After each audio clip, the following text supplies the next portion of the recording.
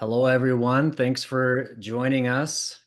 We're gonna jump start in a few minutes. Just wanted to say hello and let people enter our time together. So thank you for joining us. Maybe drop a greeting in the chat. We'd love to say hello to you guys and know where you're from and maybe what lab you're with or anything like that. Any information we could have to get to know you better. My name's Rob with Harvest Dental. We've got Mary Beth Starr from Nowak. They are sponsoring this webinar with Harvest. We're super excited about our partnership with them. We are going to be talking about EasyGum and on top of Rodin Titan today. We have Jimmy Stegall. Is that how it's pronounced, Jimmy? Jimmy Stegall or Jimmy Stegall? Stegall. Stegall, like seagull. Yeah. There you go.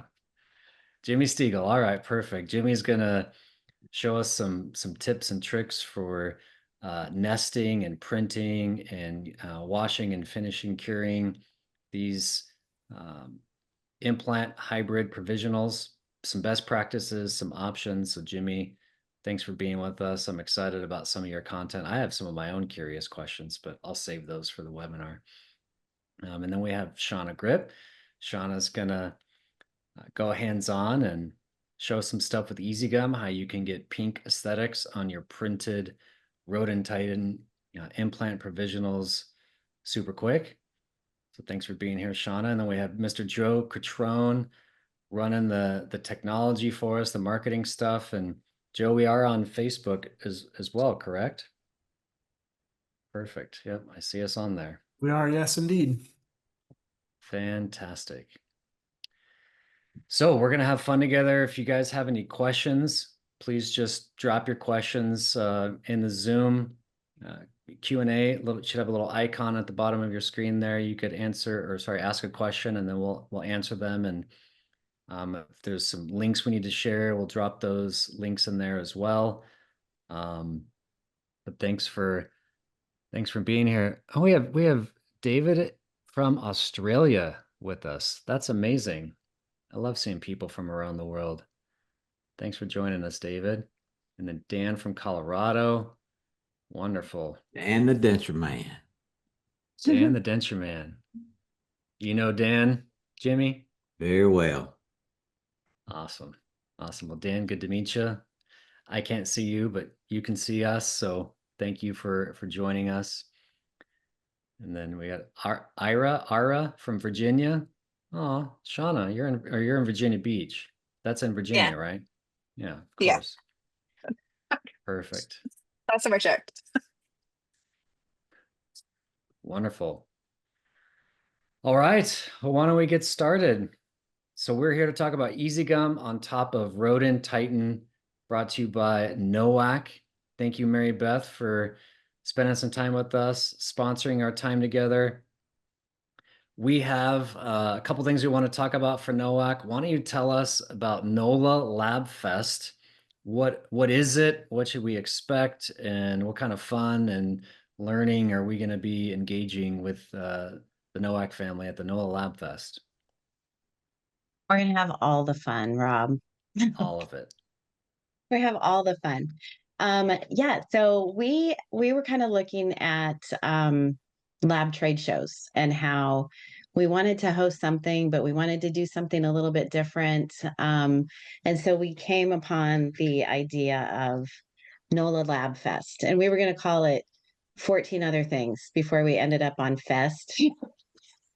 Because as Brandy said, names. There were so many. I don't even remember.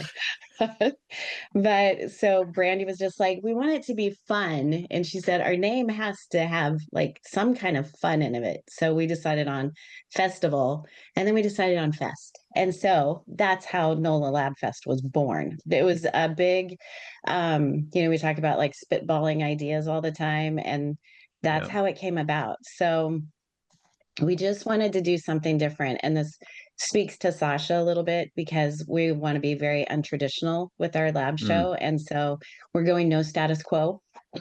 Yes. And I love it. Yeah, right. I mean, I learned a lot in my Harvest years. But so we're going a little untypical, but what we're doing is we're hosting this in New Orleans in the French Quarter.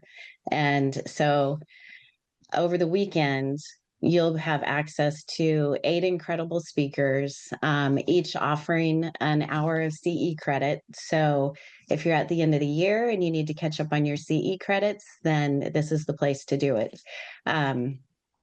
We're going to have it's just going to be fast and fun, and we're going to have some of the best speakers. We've got Sasha is going to be speaking about brand identity. Amazing. Right, we're pulling him in. And then Yes. we have a Disney executive. His name is Louis Gervais, and he started the Disney customer service program. So he's going to be speaking about service as a superpower, and he's full of energy, believe it or not. Like Love it. he's going to be a lot of fun. And then we have Nicole Jackson. She's going to be talking about AI workflows. We have a doctor who's going to be talking about how to work with doctors who have their own setup in house. And we're going to be talking about selling your lab, right? If you're at the point where it's time to make a change, then we're going to meet it head on. And so That's a fun we have a lot topic. of learning. Yeah, it is good. And it's kind of different. We're not going typical, like technical classes, we're going business. In between all of that business fun, we're going to have like real fun. we're having, we're just we're going to have like a lot of breaks. We have 30 amazing vendors who are going to come along with us, and the vendors are going to be with us every step of the way. And one of the best things about the NOLA Lab Fest is that in the registration, it's all of your evening activities are included. So we're renting a riverboat, and we're going to sail it down the Mississippi. We're going to have a ton of great food and drinks and music, and we're just going to hang out and have a good time. The LSU Bama game is on that night. We've had a lot of feedback about this. So the game will be on, but we'll hope that Bama pulls it out that week. But I don't know; they're going to struggle. But so we're going to do that. And then one of the other cool things that we're doing is like we're encouraging people like bring your spouse or bring your partner if you want to. We're offering like an evening ticket. So like if you have somebody, if your partner wants to come and they just want to hang out for the evening stuff, so you can purchase like an evening events ticket, which is it's just kind of fun. So it makes it even more about our community. Love that. We are also like our second night, we're going to do a haunted history tour. So we're going to have a tour guide, and they're going to take us through the French Quarter and talk about superstitions and like how different, like all of the things that makes New Orleans kind of like special. They're going to talk about it, and they're going to show us. So it's all happening on November 7th and 8th. We did add an event on the 6th. We're going to do a cocktail party for the ladies of the mill. So when we found out that they couldn't host their event this year, we're like, we'll do something. So we're going to host a cocktail party for them, and Jill and Christina will be there, and we're going to have that will be a good time in itself. But so we're going to do that on the 6th. So I just encourage everybody to come. We're super excited about it. We think it's going to be a lot of fun, packed with some really good education, but in a really relaxed setting. And it's just going to be a good time. And Harvest is going to be there, so we're super happy. We'll be there. We'll be there. Yeah. Shauna will be there, and we'll have our booth, and we'll have some EasyGum with us. And if anyone wants to come by, give it a try, check out some stuff. Love to say hello. And thanks for that overview, MB. What my takeaway was a haunted tour around New Orleans with maybe a few cocktails in hand. To me, that sounds super fun. It'll be a good time. We'll be walking out of the hotel with a cocktail. All right. And as we go to the riverboat, I don't know if anybody's ever done a second line, but we're going to second line from the hotel to the riverboat. And it's just music, and we're going to dance our way up the hill. Okay. It's going to be fun. I'm not a great dancer, especially uphill. After a cocktail. Maybe.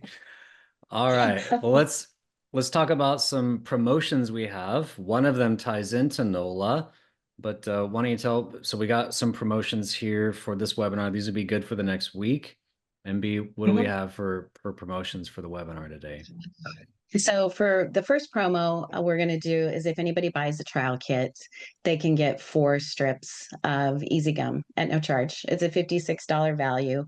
It's amazing because as you'll find out when Shauna and Jimmy are doing their presentation, a little bit goes a long way. And so 4 strips is a huge value. So we're loving that promo. And then the second promo is if you buy an EasyGum Master Kit, then you get 3 free tickets to NOLA Lab Fest. So it kind of What? ties in. I know. What? Our friends at Harvest helped us with this one. Yeah, it's amazing. This is a fun one. So it is a fun Yeah, one. And so sorry, go ahead. Sorry. no, I was gonna say, if you want to get any of these, just my information is up there. Shoot me an email, give me a call. I think half the industry has my cell number, so use it. It's fine. But Yeah. I think the promos are good, and it's the products are amazing, so you can't go wrong. Well, thank you, MB and Nowak. Super fun to partner with you guys. The EasyGum is retails at $8.99. And so pick up one of those and you're getting 3 NOLA Lab tickets. So I think that's a super awesome promo. Get all the EasyGum goodies and 3 tickets to NOLA Lab Fest and join us. We'll see you guys there in a little bit. So we're gonna transition now to Mr. Jimmy Stegall is gonna talk to us about what we're working on before the pink magic happens. So this is nesting, supporting, printing, cleaning, smoothing, and seating. Jimmy, I'm super excited to learn from you and just see what you got. So Thank you. give it. All I can think about is beignets. I don't understand it, but that's all I can think about is powdered sugar donuts. Give them to me. So, I actually have the easy part, right? This is just pouring goop and running printers, but it's fun. I love doing it. I get to print a lot of cool things, and so I'm gonna share with you my experience. And Shauna and I are on the same page with the way these things are designed and looked, and I'm going to talk about all the different aspects of how we get this thing ready for her to make it really pretty. So it all starts with making a decision about how we orient something on the platform. And I tell people all the time that when a company of a manufacturer of a printer or a resin tells you that this has been validated, that means that somebody's done a lot of work testing different angles, different ways of supporting, different temperatures, different all the things that goes into printing a 3D part. And when they say, okay, this is ideally oriented at 70 degrees, then there's a meaning to that. And somebody's done a lot of work to get to that. And that is one of the things that I don't vary from often, but there are times that we have to do things. And so we want to know, what does it mean? And so bottom line, here are the main points, right? Obviously that if you put it flat, 0-degree angle, it's going to print fastest.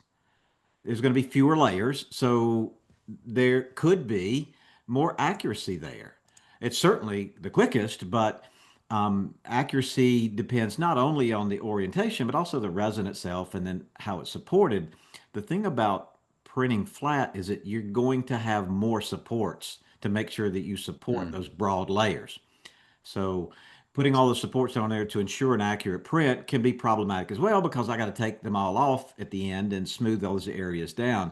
And when we're talking about all on X, the preferred way, I think, across the board is to orient our pieces with occlusal towards the platform, which means more supports on the occlusal, on the cuff tips, on the buckle inclines, down in the grooves even, and I've got to get all that off and not affect occlusion. So that's the pros and cons. On vertical, we certainly can get more on a platform. If I've got 12 to do, right, I need to get as many as I can on the platform. Vertical is a consideration.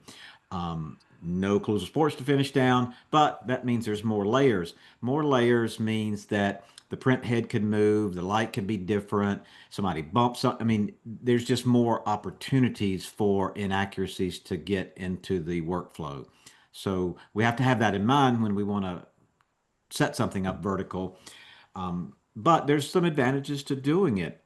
The good news is a lot of resins have worked out that, hey, we've got a lot of latitude. We can do it this way, we can do it that way. And guess what? You don't miss a beat as long as you're on tap with the supports and the printer orientation to match your printer. And, like today, we're talking about Titan. And I love Titan, I love sculpture, and they work at almost any angle. So if I have to print Titan vertically, I can, and I can feel pretty confident with it.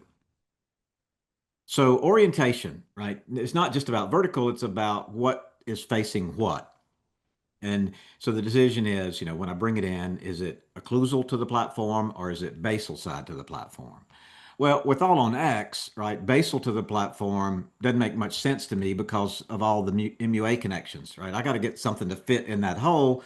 And if I face that to the platform, that means I'm gonna have supports around that, maybe on an edge of that, and running a risk of, printing something in a hole that I don't need printed in that hole, so my MUA won't fit. So I think it's a general rule of thumb. It is with me almost 100% of the time that I am going to angle mine or set mine occlusal to the platform. And this is different from almost every other restoration I do. All my denture tooth segments, I print basal to platform because of some hard work engineers have done with some of the libraries that we use, that we don't lose occlusal accuracy because there's safe zones on the basal side, so it bottoms out. But on an all on X, I think that we really want to be the safest avenue.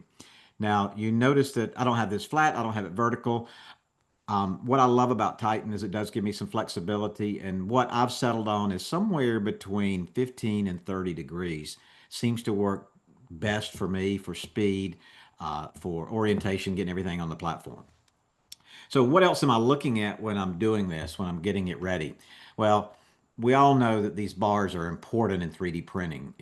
When the platform goes down into the resin and it starts to lift up to print that slice, there's a vacuum created within the resin because all these trays that we use are oxygen permeable. So there's actually air molecules going through the resin. And so when the platform lifts up, it creates that vacuum. And that vacuum can distort a part, whether it's a denture base or an arch of teeth like this. So I always put the horizontal bars, T-bars, straight bars, I'm going to have two or three there to stabilize this.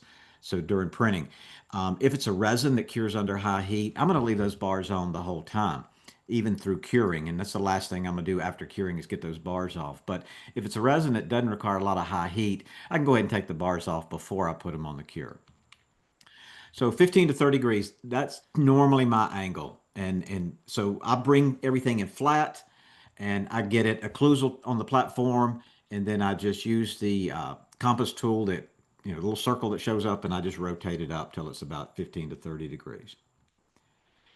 One of the things that we learned as well early on is that, if you got a lot of work to do, you want to get as much as you can to maximize the print and the time and all that. But we also learned that if you overcrowd the build plate, more accuracies will present themselves, inaccuracies, and what's happening in all that volumetric resin fluctuation, right, through this vacuum that's creating, needs to have ability to flow in and around. And if you've got, 6 parts on there and supports on all those parts, the resin doesn't move around as well, and it can create problems. So don't overcrowd it, whatever that means with the part you're doing.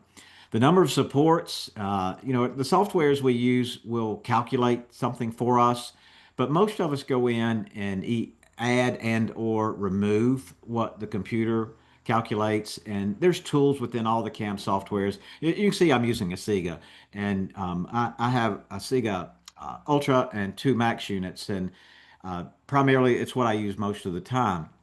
And a Sega would put more supports than this in the Composer software, and I always take some away. I'm running a little bit risk, take some away, but I'm making sure that I have a minimal risk of messing up the occlusion by smoothing these areas. But I do want to have enough supports, and this works for me. I have very few misprints at that. It's the number of supports. If you look at where they should go, and you spread it around that area, maybe not as many as the Composer calculates, you're typically fine.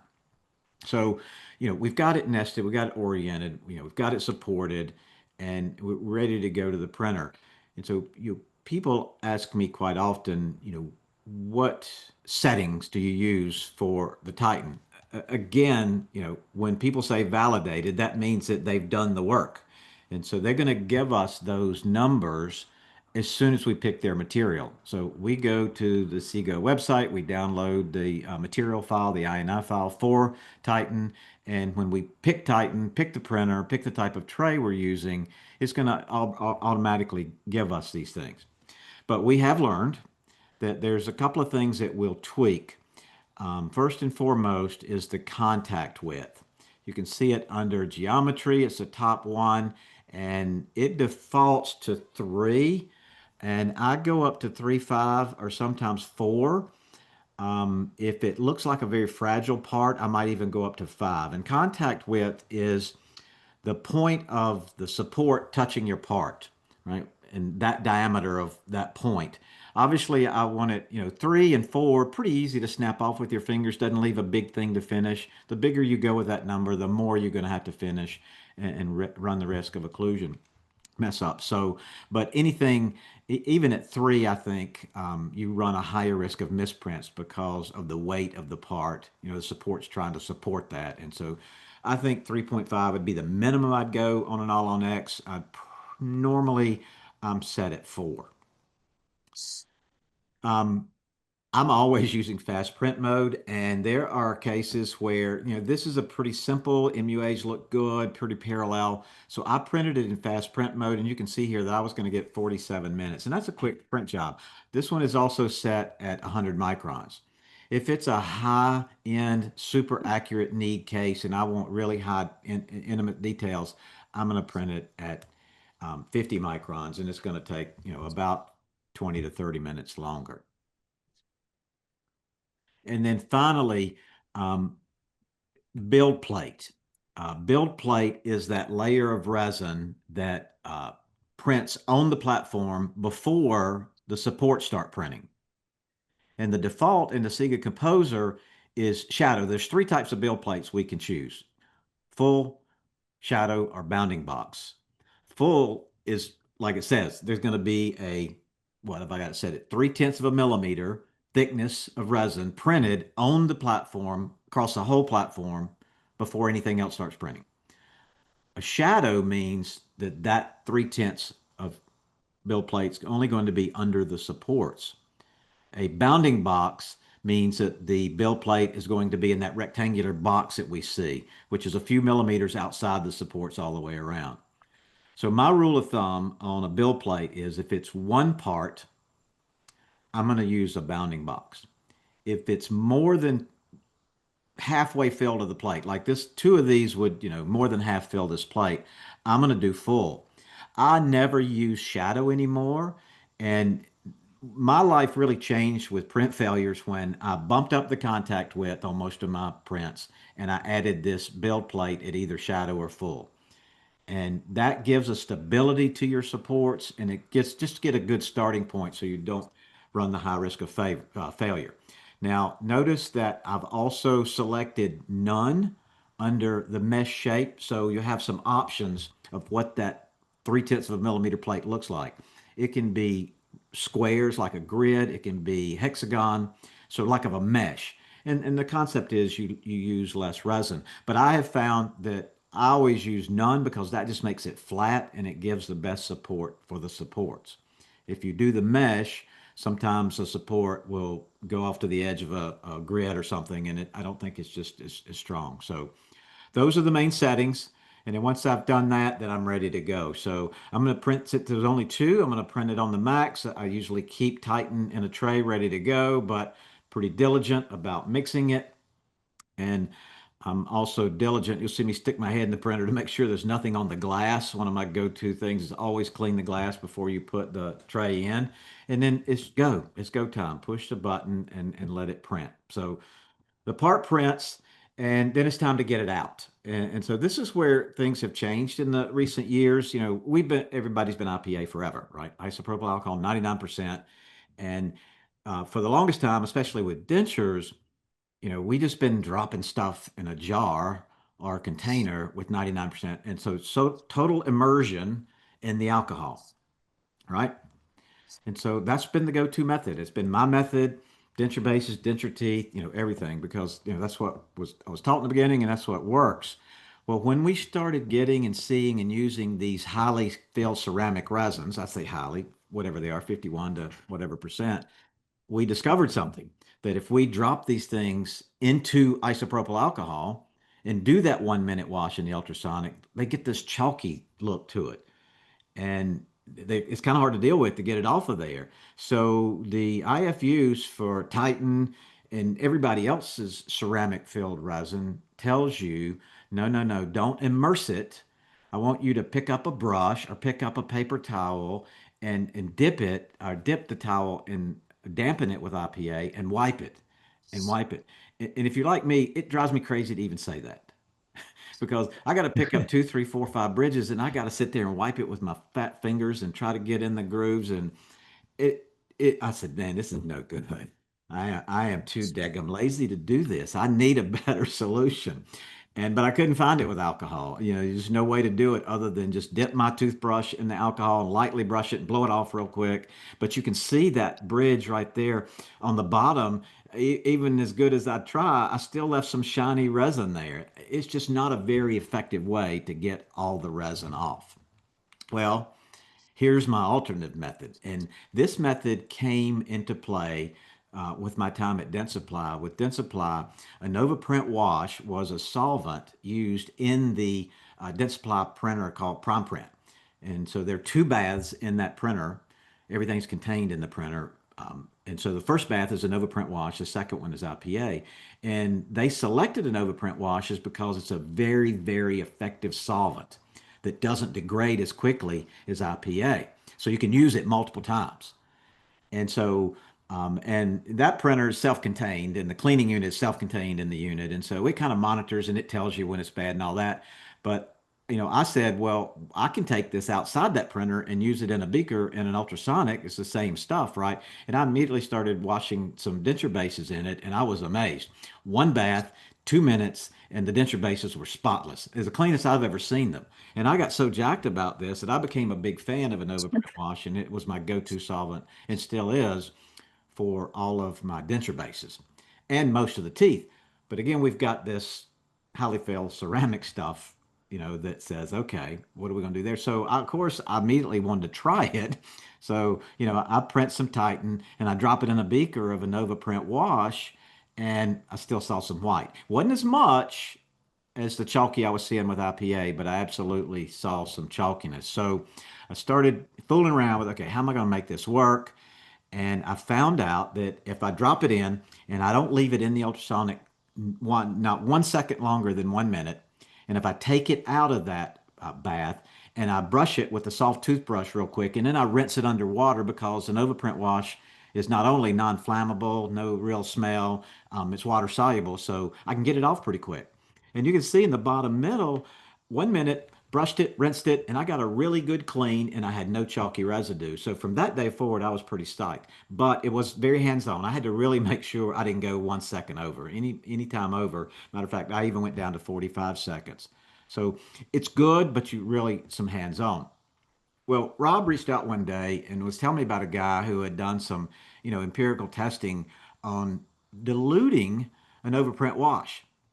And I said, okay, that's a good concept. So let me try that. So, I put my, Inspector Gadget hat on and went and got some jars and bottles, and I mixed up different concentrations of a Nova Print wash and water, and used 100% as the measurement, and then I did 50-50, 60-40, and 80-20. Make a long story short, 60-40 worked really well, and I didn't have to baby it as well.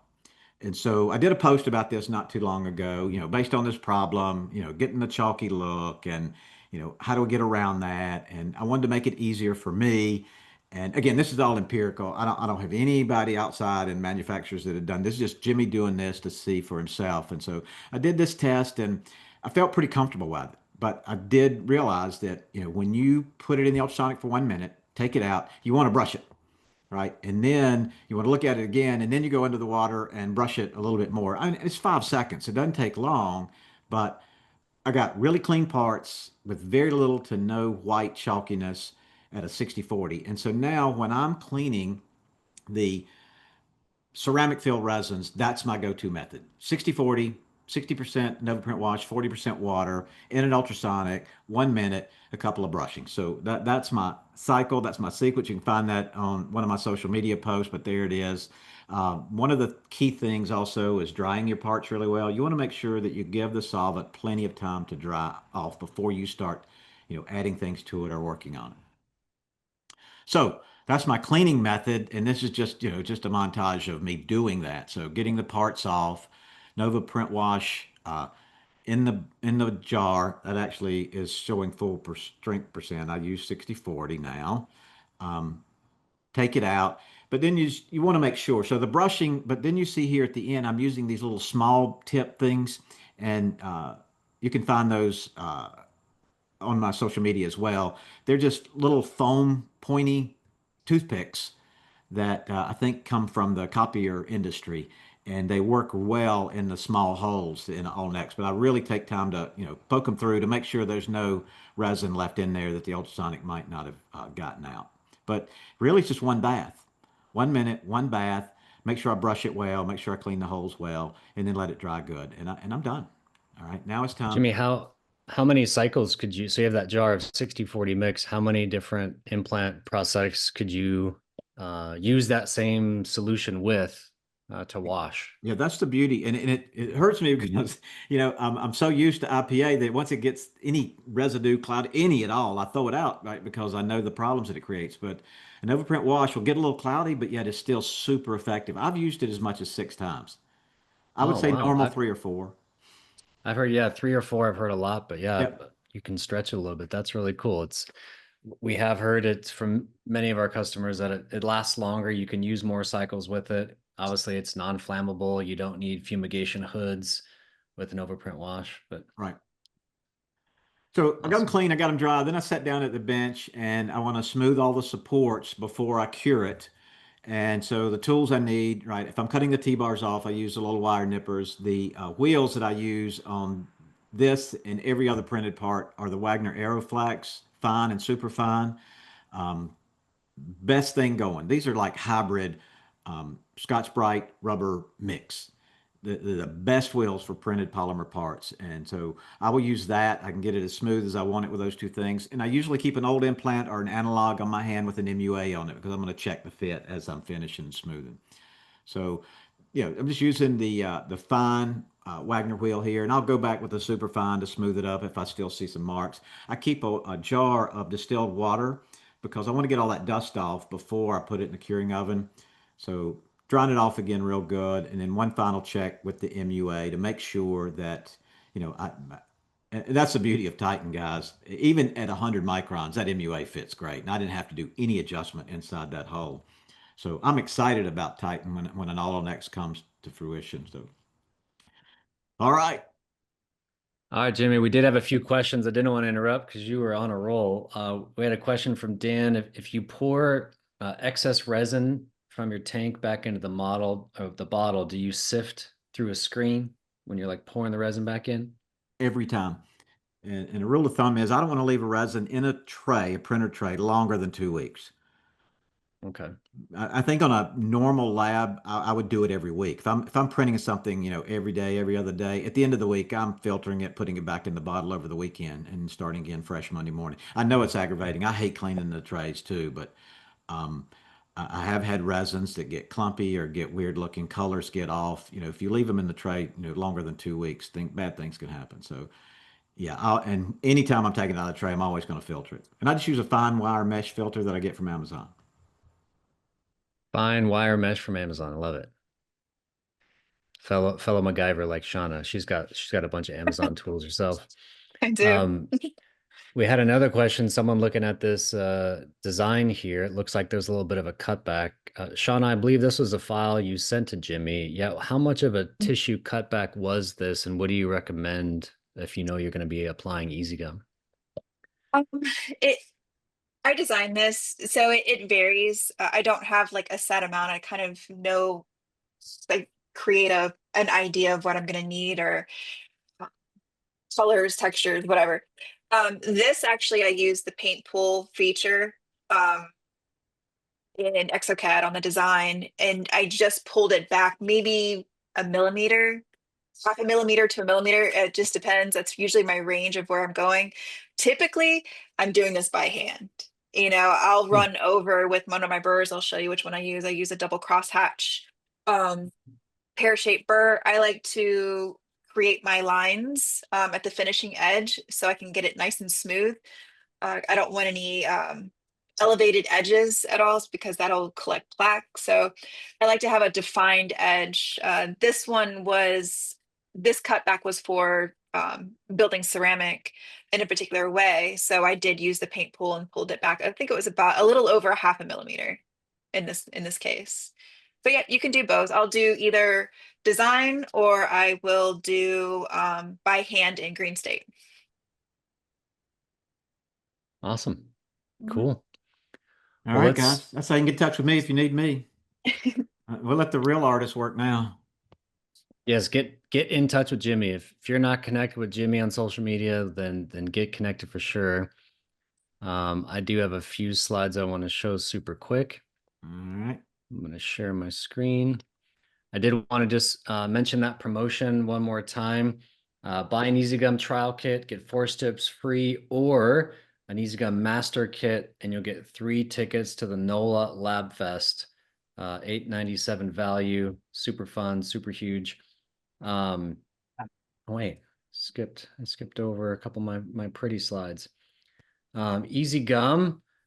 We're going to talk about this Gingiva aesthetics in about 10 minutes flat. If you're just want to get pink on there super fast, you can take the strip, wrap it around the arch, cut it away, cure it, and you'll be done. It's easy to use, easy to train.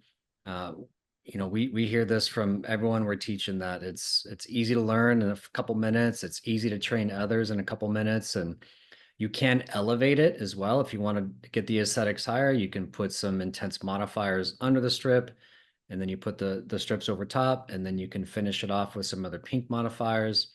And then Shauna is going to show the speed polish workflow. So we're going to go super fast, Shauna, because I want to give you plenty of time. This is your bench, your workflow. You start with, so you've done your cutback, you're going to sandblast, dry, steam clean, dry, and then apply your EasyGum bond, a couple drops in a well, spread it around the arch with the paintbrush, both lingual and the buckle. And then dry it with a little puff of air, light cure with the wand. The bond does need to be light activated with a wand that has a higher nanometer wavelength between 430 and 510. You're gonna light activate for 20 seconds with the wand. It will be shiny and dry. It should not be wet or slippery or anything like that. If you want a little bit more elevated aesthetics, Shauna likes to put the dark red plum down, just spread it around the arch. Doesn't have to be pretty. And you pull it with the paintbrush down in the papillas. You can add some other modifiers, dark violet at the frenum, maybe a little bright red. Love this picture. Cure it, lay it all down, cure it with your the light that you want to use. You can, in this phase, you can use a wand and or a light box.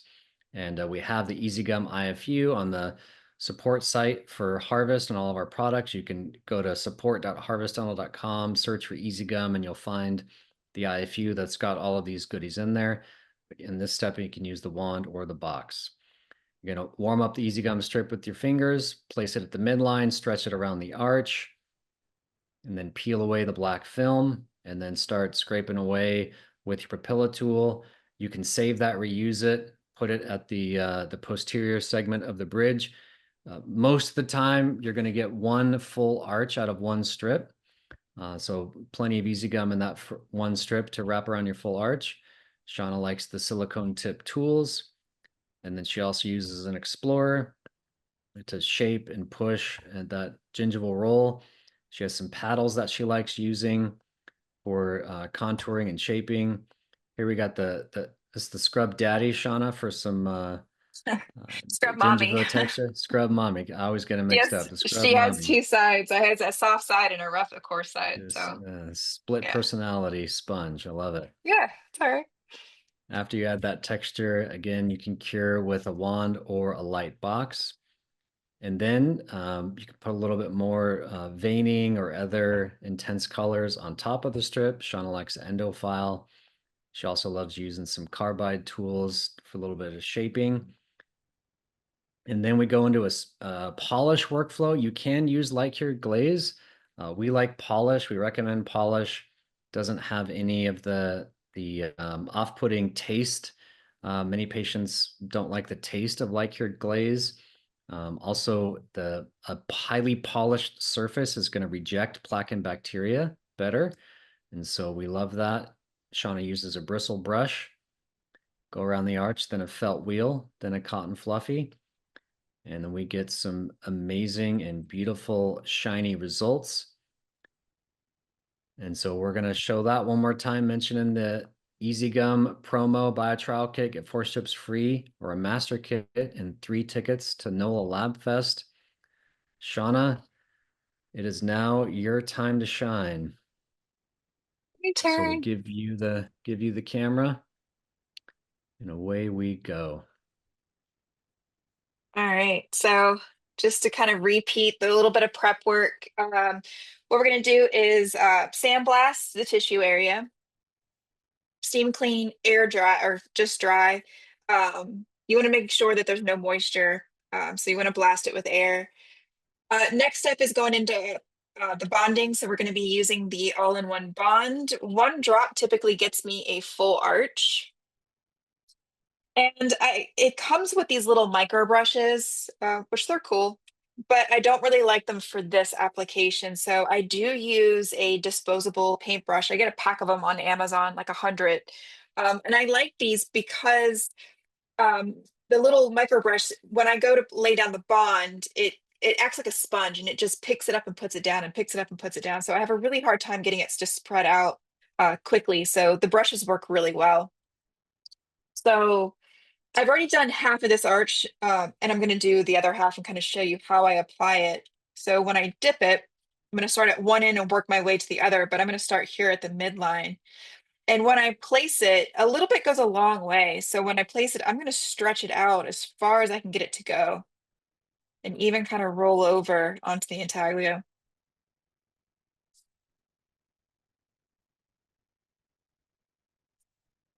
I'll concentrate on making sure that I get down and around the papilla. And if you do cross over onto the teeth, that's okay. It's not gonna, it'll just polish out.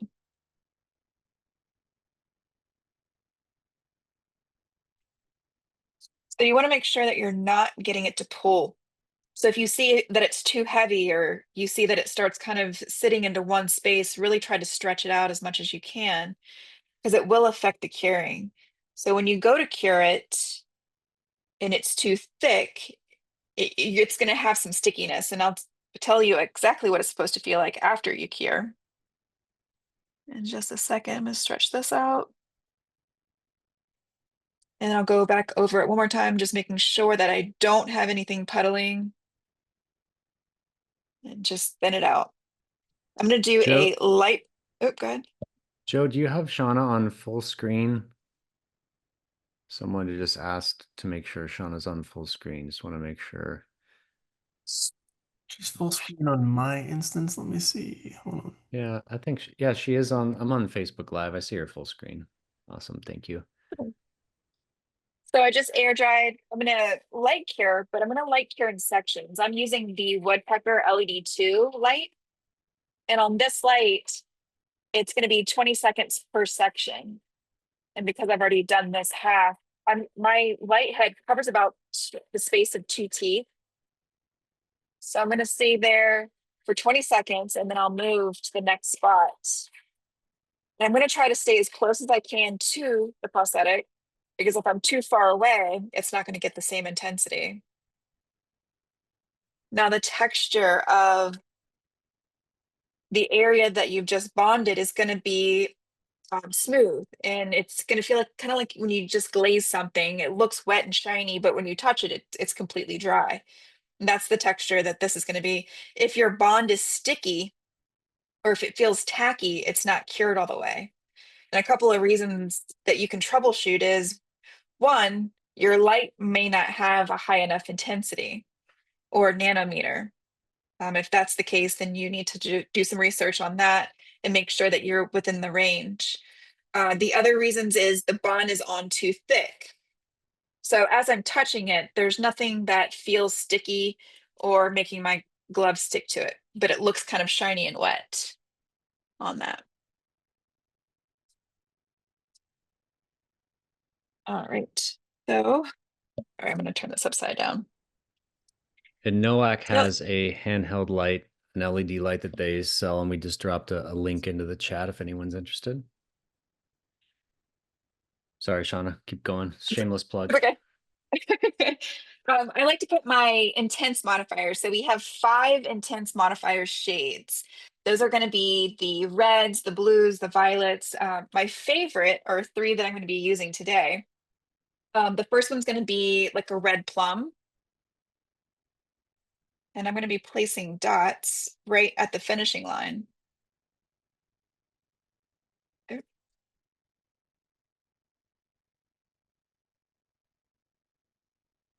And I'm going to actually use that same brush that I used for the bonding. And all I'm going to do is I'm going to connect the dots and then pull down to the papilla. Connect the dots, and I'm staying right at the finishing line and then just pull straight down. Doesn't have to be pretty or precise. What this is going to do is it's going to shine through the strip and give us some contouring.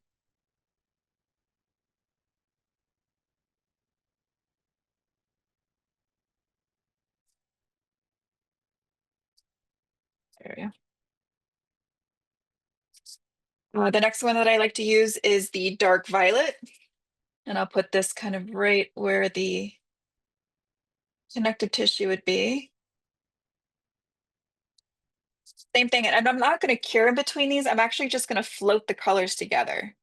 So as I'm touching it, I'm not painting it on. I'm actually just touching it with my brush tip and then kind of like pulling it to where I want it to go because it's kind of thick in consistency, like a gel.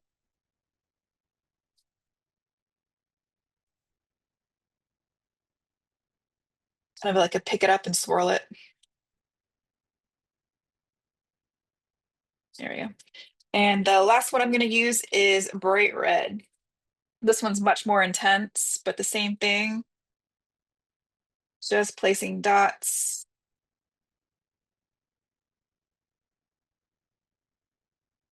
Here at the finishing edge.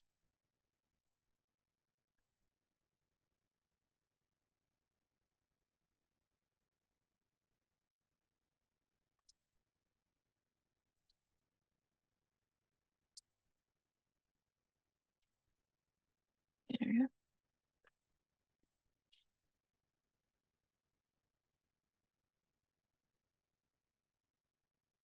have to yell at me if I get out of the screen.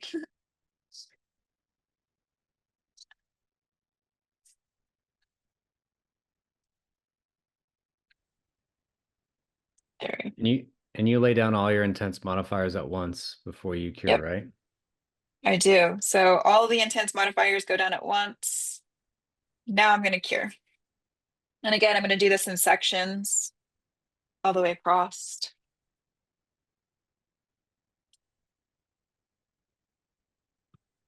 Which is going to take, at this point, you can actually put this in a box if you don't feel like sitting here with your handheld light.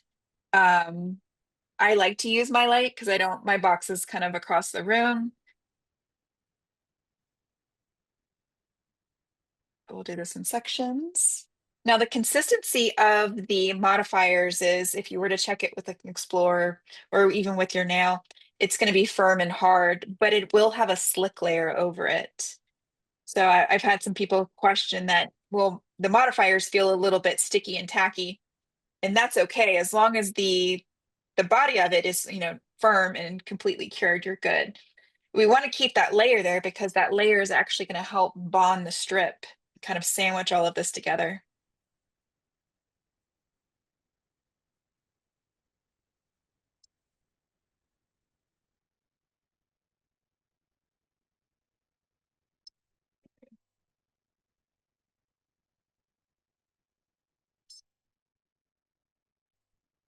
We do have 6 pink modifiers. You could at this point place some of the pink modifiers if you feel more comfortable with that. I just use these colors, and in this workflow, they go underneath the strip, but you could also use the pink modifiers, which we have 6 that match all 6 shades of the strips as well.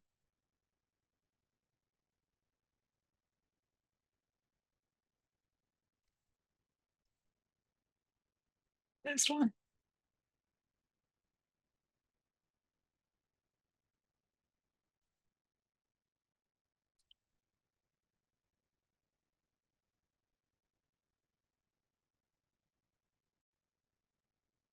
And after curing, there's no reaction layer, anything to worry about. Ready to Nope, go. you're gonna, like I said, you're gonna feel just a little bit of stickiness, but we're gonna leave that there. We want it. I'm gonna go ahead and take these off. I'm gonna use a light reddish pink as for the strip. Now, when you take your strip out, your strip's gonna be a little bit cold. So I'm gonna take the heat from my fingers, and the consistency that I wanna bring it to is kind of like a stick of gum. So when you pull a stick of gum out, it's kind of flexible and bendy. So that's what I want, because if I didn't warm it up just a little bit, it would probably crack when I go to try to bend it across the arch. You don't want to place this on any heat. It'll become too sticky and unworkable. And that's kind of one of the perks about EasyGum, is that when you place it, it stays. It's not migrating. It's kind of not like moving or melting off of the prosthetic, where some of the resins that we've typically used in syringes do that. So I'm just peeling off one side of the little um, plastic covering. I'm going to line it up on the midline and at the finishing line, and then press. I'm going to hold it with this thumb, and I'm actually going to kind of tug a little bit and pull straight back, and I'm lining it up with the finishing edge. And I'm using my thumb to kind of push it backwards. And then I'll switch hands and do the same thing to the other side.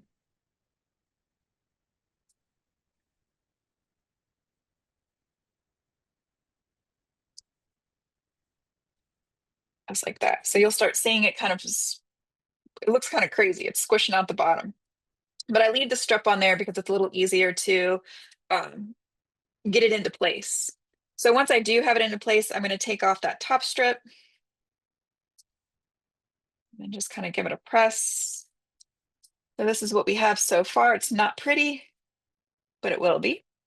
First tool that I'm going to use is the Harvest Papilla tool. This has like a little metal loop, and what this is going to do is actually help me kind of map out where the papilla is going to sit. So I'm going to go to height of the gingiva, and I'm just going to scrape. I'm going to press and scrape all the way around. And I'm still not worried about if it looks pretty or not. I'm just kind of getting that mapped out. Now, all of the resin that I'm taking off, I'm actually kind of saving. I'm going to put it back into the container, because I can use this if I have an arch that is a little too long and I need some extra, or if I'm using it on a different case, I can do that as well.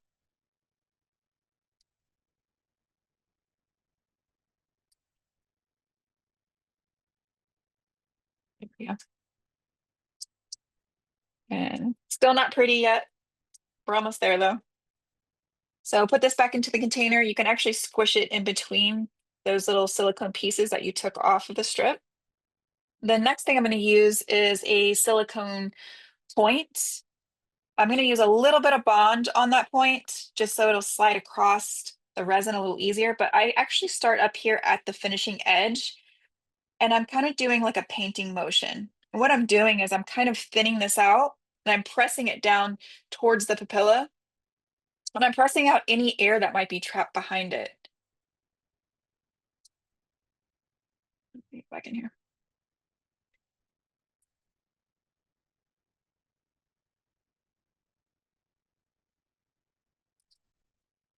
In combination with my finger.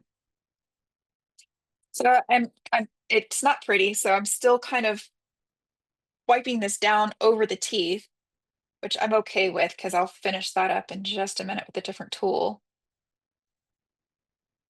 So every case that I do the same exact workflow, because a lot of people ask me, well, how do you do them so fast?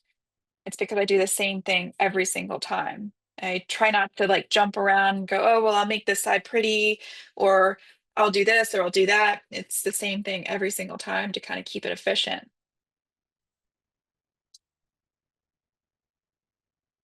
And I only use 3 tools when I'm doing provisionals.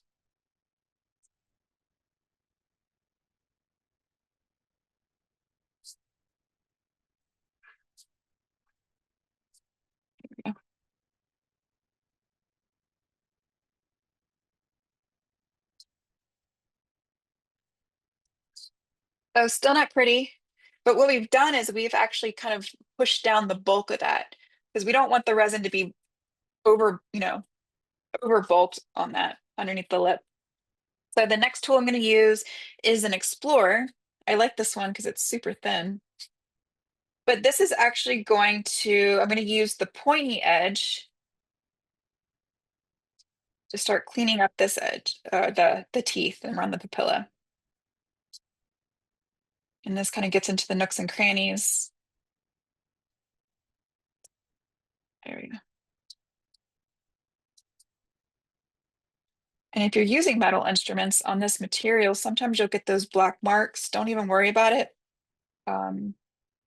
They'll buff right out when we go to polish. So I really kind of give myself an allotted time frame to do each of these steps. And this very last step is probably where I give myself a little more time to kind of make it pretty.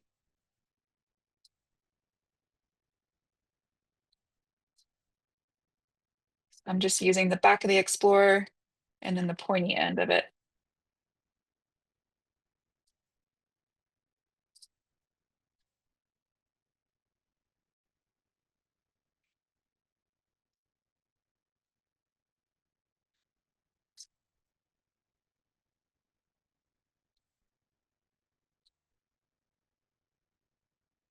And you can go back and forth sometimes with the silicone tip, whatever feels more comfortable.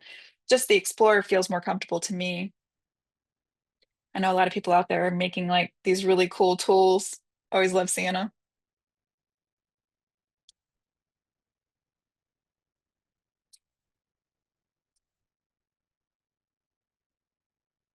Yeah. You have a favorite Spotify playlist for your EasyGum workflow? I actually listen to the Y-Files on YouTube. It's like conspiracy things. Oh my God, they're my favorite. It's a lot about it, like aliens. So good. The Y files. Okay. I do. I'm a nerd. There we go.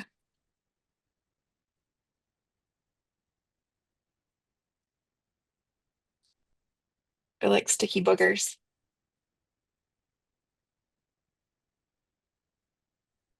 All right. Now I could keep going forever.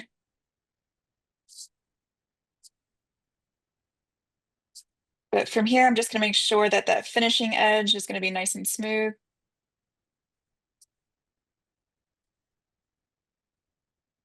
And I'll show you my little trick. If you do, some actually like having just a super smooth texture. Um, I I like a little bit of stippling, but that's kind of like from person to person. So I'll show you what I do to get that on here quickly if I wanted to. And with the Scrub Mommy, there's 2 sides. There's a coarse side and a softer side. And I took one of the little handles and I stuffed a brush in it and glued it in. And it's like things stuck to it.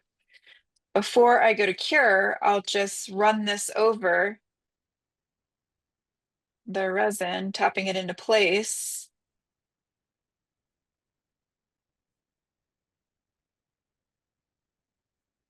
Just like that. And anything that I don't want stippled, I can just run back over with my silicone tip.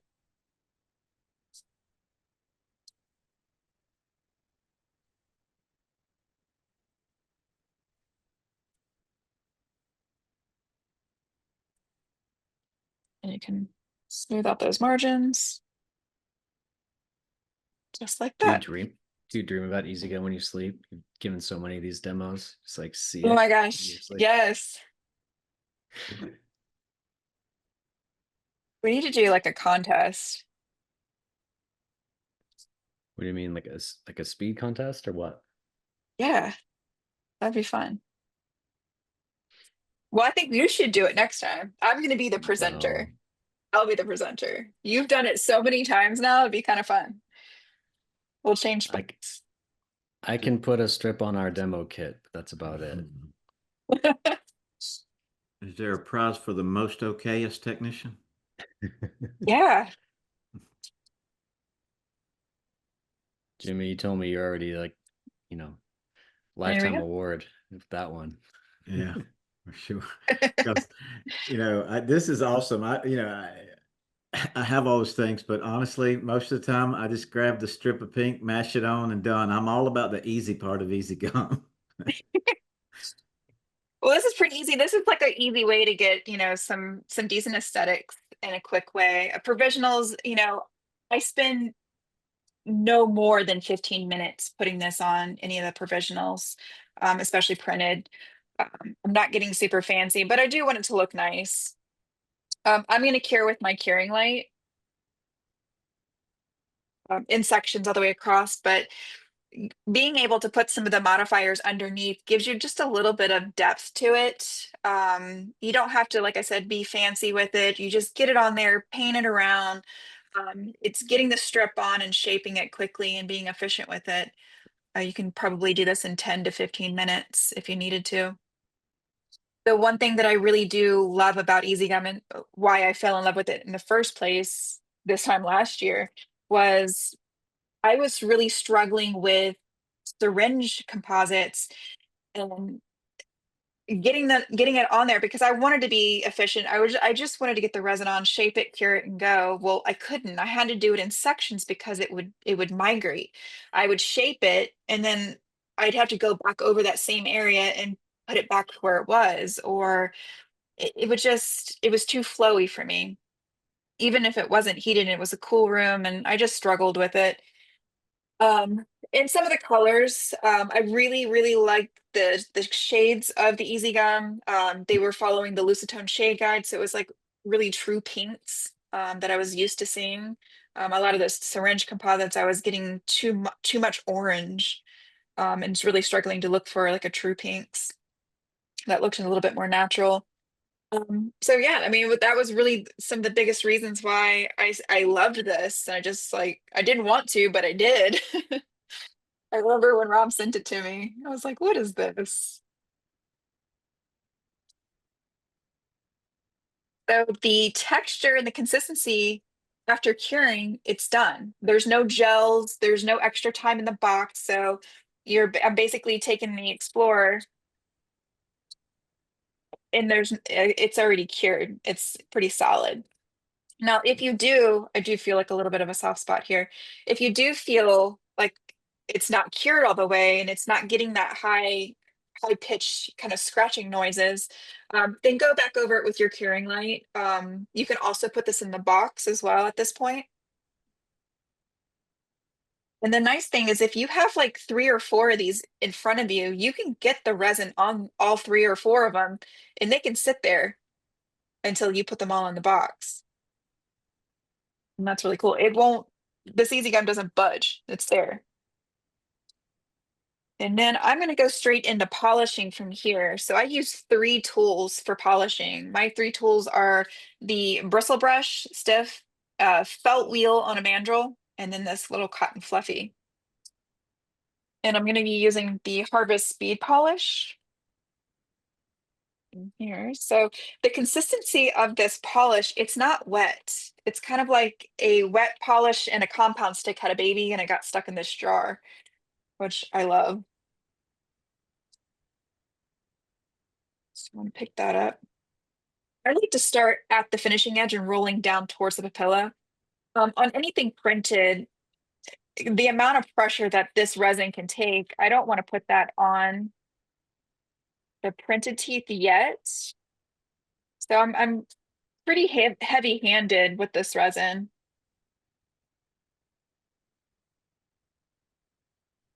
And then just kind of rolling down.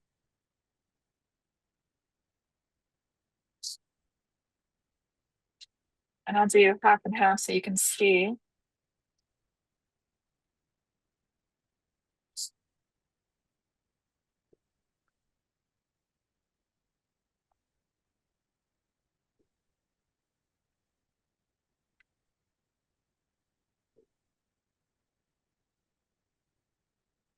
I will slow my speed and my pressure down a little bit and start rolling over the teeth.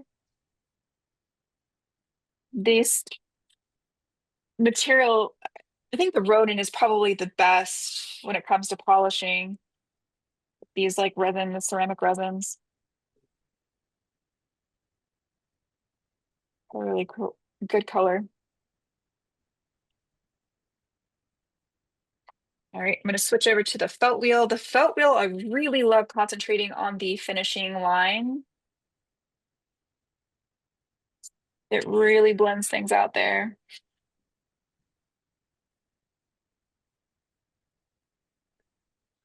And I'll use the edge.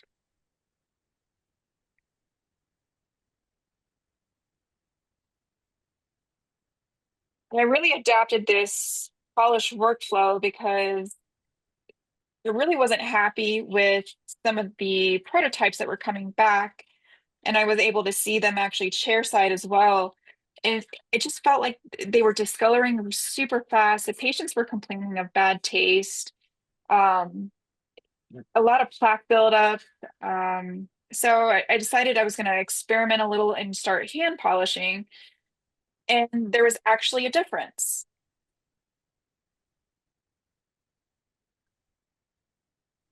There we go.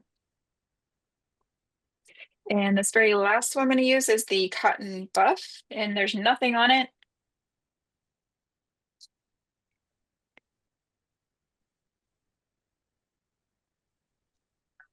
And a lot of people ask me, they're like, well, what do you stain with? I don't stain hybrid provisionals because they're temporaries. I haven't really had anybody yet tell me that their hybrid provisional didn't look lifelike enough. They just wanted them white.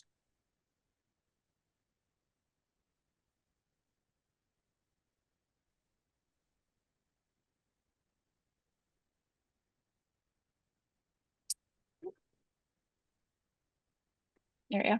So at this point, I would go over steam clean, but I am just going to wipe off with some alcohol right here so I can show you. Looks like. And I'm just using a microfiber towel.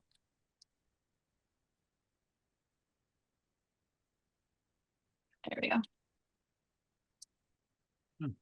So there's our shine. So that was before, and this is after.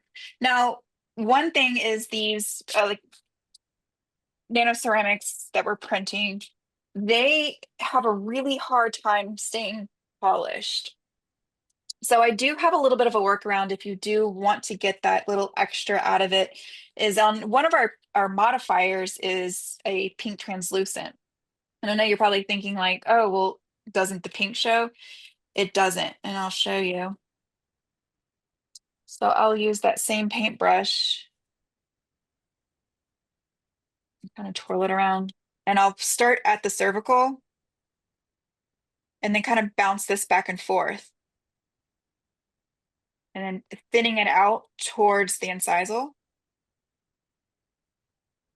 And if you let it sit for just a second, it will disperse. But you want to make sure that you're not putting too much on because it'll flood the area in these interproximals. So I'm just going to continue to thin it out by pulling this straight down.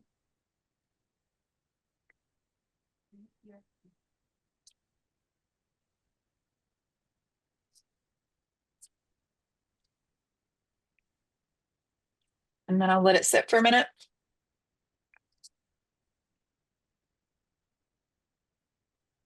And then I will cure for 20 seconds. Now, because this is the flowable, you will have a little bit of that slick layer. All you need to do is take the cotton buff and it'll buff right out. But this does give you an option to give you a higher shine in this case. So if I need to, I can do that first 6. Or I'll just do the facials all the way around.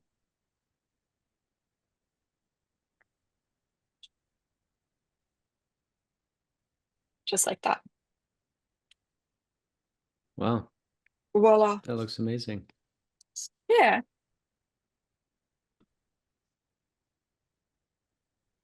There we go. Any questions out there for Shauna while she's still hands-on? I know we're a little over time. We'll start to wrap it up here. Shauna, why not use glaze instead of the pink translucent? Well, like I said before, like I was struggling with finding a glaze that glaze I feel like it breaks down in different environments in the mouth and different, pH levels. I found that, I'd have one person where it was fine and then I'd have 5 that it wasn't. And it just broke down very quickly and it was discoloring and they were, starting to have the bad taste. Now, this being an actual flowable resin that I'm painting on, it doesn't act the same way. So I'm kind of putting a thin layer of this EasyGum resin just across the tooth. So it does last, quite a bit longer. Now, I don't glaze my occlusals or linguals ever. And even on my zirconia, I don't do that either. So this is just a facial application, just for looks. Because this material itself, it's a little more difficult to keep like a nice shine. It'll probably have, once you polish it, it'll have like a satin matte, finish to it. But if you need to elevate it, I know that some people do like to do that. So this is one of the reasons why I pulled in using the pink translucent. Yeah. Amazing. Great work, Shauna. I'm going to go back to the Thank you. slides Magical. and just give a quick overview. You can buy all 6 shades of the EasyGum from Nowak. There was a link shared in the group chat there. We got original pink, dark reddish pink. Shauna, you used was it the dark reddish or the light reddish pink today? I use light reddish. Awesome. Then we got light pink and then 2 opaque shades, original pink opaque and dark reddish pink opaque. If you just want to mask out the prosthetic a little bit quicker and just higher opacity for different ways to use EasyGum.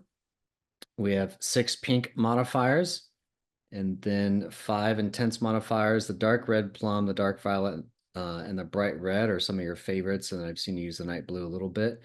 But these are really good for under strip characterization or maybe some veining on top of the strip. So we have the whole system together in the EasyGum Master Kit. And you can buy this whole kit and get your 3 tickets to NOLA Lab Fest. Let's go. See you in New Orleans. So you can, if you just want to get started with EasyGum, best place to get started is with a trial kit that comes with the bonding agent, 4 strips, papilla tool, and the bonding agent is critically important for the IFU and for the validation. People ask, can we use a different bonding agent? Well, you could, but it's not according to our IFU. So we highly recommend this bond. It is more of a clinical bond. That's where we get the strength and the long lasting properties of the EasyGum and its bond strength. They come in 4 strip packs in all 6 shades. And again, here's that master kit. And then, of course, a little shout out to Speed Polish. We haven't met a surface that this doesn't shine. Zirconia, lithium disilicate, ceramic, composite, acrylic, metal, maybe even your fingernails. But Speed Polish works really, really good. Check out our YouTube channel. Tons of our past webinars on there, different prosthetics that we've done. We've got some short form content, longer form stuff. If you want to join our Pink Different Facebook group, it's a place to showcase all things pink. So to scan that QR code, join our Facebook group. Love to have you in there. Again, one more time, buy a EasyGum trial kit from Nowak, get 4 strips free. Or if you're ready to take your EasyGum to the next level, grab a master kit and get 3 tickets to NOLA Lab Fest. Thank you everyone for being with us. any final questions as we wrap up our time together? I don't see any in the Bueller. Zoom. Yeah. And Mary Beth, you're going to send everyone an email with the promo and link. That'd be awesome. Thanks for that. Pam? Yep. Thank you Any guys. I final appreciate words, it. I love MB? watching you guys work. Thanks for being with us. Thanks for being with Jimmy. Any final words from you? No, no. I'm gonna head out to the backyard to make sure the ribs are about done. and do another backyard fireside chat. I love it. Yeah, yeah. Heck yeah. Good stuff. Well, thanks everyone for spending time with us today. We'll post this to our YouTube channel. You guys can come back and watch it or use it for any of your team training. Thank you, Jimmy. Thank you, MB. Thank you, Joe. Thank you, Shauna. Always. See you Bye, guys. everybody. Have a Bye, great week. guys. Bye.